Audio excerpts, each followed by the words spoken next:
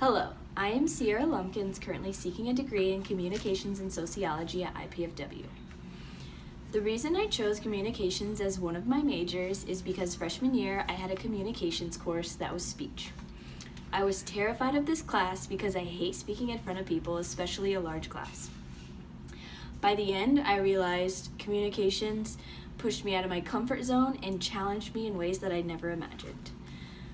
I pursued this as a major because I went to my advisor and he said the best dual major for sociology would be communications, especially when it pertained to the job career that I had chosen.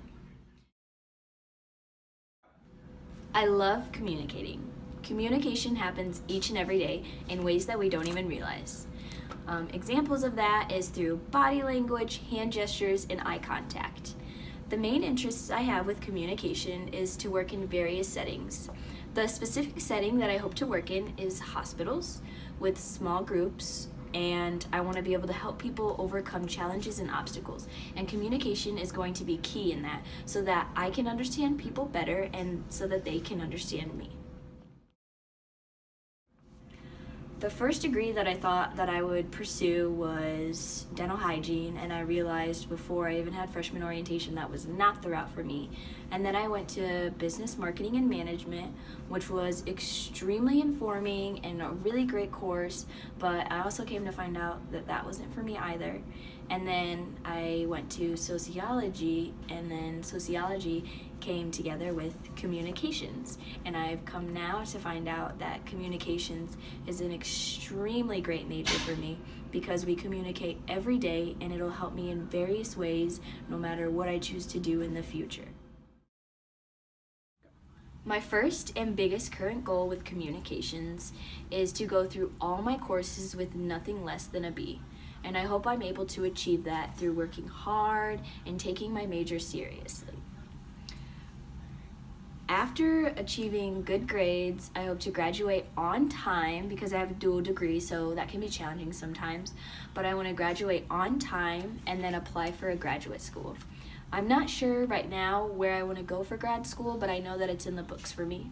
And then after grad school, I want to move out of state to North Carolina, hopefully, and then I want to apply to all the hospitals in the area so that I can get a job in clinical sociology, and I want to work and help people in as many ways as possible.